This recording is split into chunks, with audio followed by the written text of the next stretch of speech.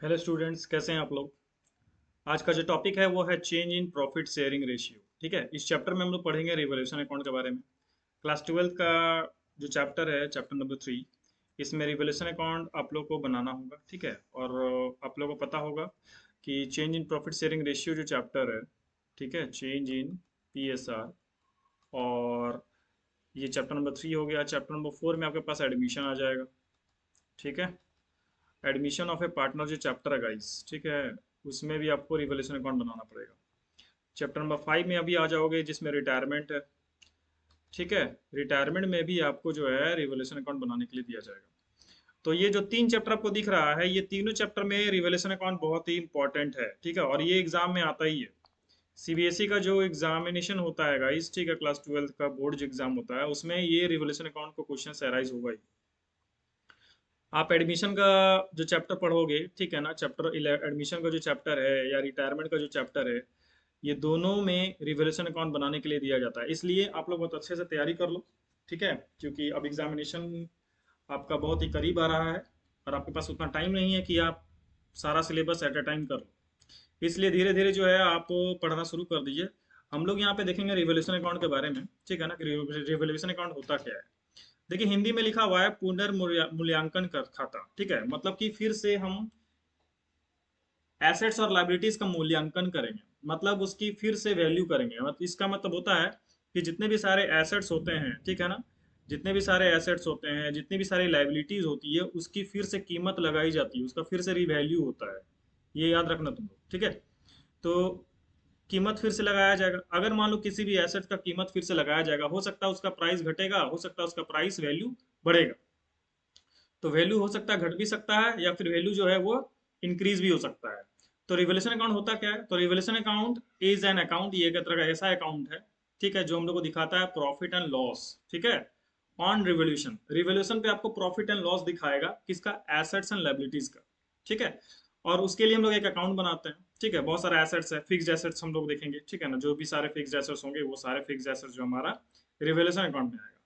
तो नेक्स्ट में देखिए, एक और लाइन आपके बारे में इसके बारे में लिखा हुआ है कि revolution account is a nominal account. ठीक है, रिवोल्यूशन अकाउंट क्या है? एक नॉमिनल अकाउंट है। नॉमिनल अकाउंट आप पढ़े होंगे, all expenses and losses are debit. ठीक है, all incomes and gains are credit. तो ये गोल्डन रूल्स ऑफ अकाउंटिंग है जो 11 क्लास में आपने पढ़ा था। ठीक है, personal accounting, real accounting, nominal accounting. तो यही जो है हमारा रिवोल्यूशन अकाउंट क्या है? एक नॉमिनल अकाउंट है। ठीक है, और एक क्वेश्चन देखिए, यहाँ पे एक नया टॉपिक दिया हुआ है आपके पास कि revolution account is also known as profit and loss account adjustment account. ठीक है, क्वेश्चन में एग्जाम में भी दिया रहेगा, कभी कभी क्वेश्चन में दिया रहेगा कि prepare profit and loss adjustment account. तो भाई, profit and loss adjustment account होता क्या है? तो आपको पता होगा कि रिवोल्यूशन अकाउंट को ही profit and loss adjustment account कहते हैं, इसलिए कंफ्यूज मत करना। रिवोल्यूशन अकाउंट और profit and loss adjustment account ये दोनों सेम चीज है। ठीक है ना, यहाँ पे हम लोग रिवोल्यूशन अकाउंट को फॉर्मेट को देखते हैं। देखिए, यहाँ पे फॉर्मेट दिया हुआ है। ठीक है, हम लोग यहाँ पे लिख सकते हैं रिवैल्यूएशन। ठीक है, रिवैल्यूएशन अकाउंट।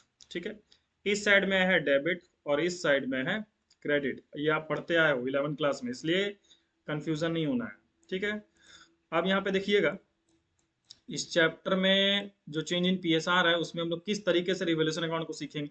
ठीक है, आपको क्या बोला गया कि जितने भी सारी एसेट्स होती है, जितनी भी सारी लाइबिलिटीज होती है, उसकी फिर से रिवैल्यू की जाती है ना, उसका फिर से कीमत लगाया जाता है। तो यहाँ पे आपको पता होगा, यहाँ पे पार्टिकुलर्स लिखा जाता है। ठीक है, और यहाँ पे अमाउंट लिखा जाता है। यहाँ पर भी पार्टिकुलर्स हम लोग लिखते हैं।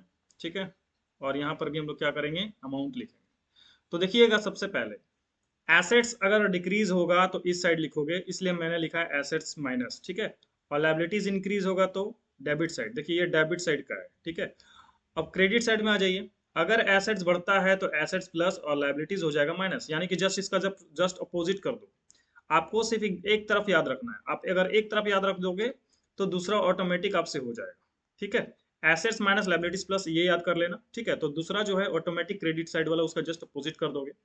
एसेट्स माइनस का मतलब होता है टू डिक्रीज। ठीक है, to decrease in fixed assets. आपके पास जो भी फिक्स्ड एसेट्स है, अगर वो वैल्यू उसका डिक्रीज हो रहा है, तो आप उसको क्या करोगे? उसको यहाँ पे डेबिट साइड में लिखोगे, जो भी फिक्स्ड एसेट्स आपके पास होगा। देखिए, यहाँ पे लिखा हुआ लाइबिलिटीज प्लस, तो क्या लिखोगे? टू इंक्रीज, ठीक है, टू इंक्रीज इन लाइबिलिटीज। अगर कोई लाइबिलिटीज वैसा है जिसका वैल्यू जो है अगर इंक्रीज हो रहा है तो आप डेबिट साइड में लिखना, ठीक है। अब देखिए एक और, क्रेडिट साइड में आ जाते हैं। क्रेडिट साइड में जस्ट इसका अपोजिट करो, क्या लिख सकते हैं हम लोग, बाय, ठीक है। अगर मान लो एसेट्स बढ़ेगा तो इधर लिखेंगे बाय इंक्रीज, क्या लिखोगे, by increase in fixed assets, ठीक है। क्या लिखोगे, by increase in fixed assets लिखोगे, ठीक है। अब यहाँ पे देखिएगा, अब हम लाइबिलिटीज के बारे में बात करें तो क्या लिखेंगे, बाय डिक्रीज, ठीक है। क्या लिखोगे, बाय डिक्रीज इन लाइबिलिटीज। और जो भी वैल्यू होगा आप यहाँ पे गाइस लिख देना, ठीक है। जो भी वैल्यू होगा हम लोग यहाँ पे इसको क्या करेंगे, लिखेंगे। तो यहाँ पे हम लोगों ने क्या किया, डिक्रीज इन लाइबिलिटीज लिख दिया, ठीक है। अगर वैसा कोई लाइबिलिटीज है जो अनरिकॉर्डेड है उसको भी हम लोग डेबिट साइड में लिखेंगे। यहाँ पे लिखेंगे टू अनरिकॉर्डेड, ठीक है, लाइबिलिटीज। अगर वैसा कोई अनरिकॉर्डेड लाइबिलिटीज होगा तो उसको रिकॉर्ड करोगे तो यहाँ पे देखो लाइबिलिटीज इंक्रीज होगा, ठीक है। उसी तरह से एसेट्स में आ जाइए, यहाँ पे लिखेंगे हम लोग बाय अनरिकॉर्डेड, ठीक है, बाय अनरिकॉर्डेड एसेट्स करके। अगर वैसा कोई एसेट्स है जो अनरिकॉर्डेड है उसको हम लोग क्रेडिट साइड में लिखेंगे, ठीक है। अब रिवैल्यूएशन को जब इतना सारा जब कर लोगे, ये सब सारे कैलकुलेशन जब आप कर लीजिएगा तो हमको क्या कैलकुलेशन करना है, हम लोग को प्रॉफिट और लॉस देखना है, ठीक है।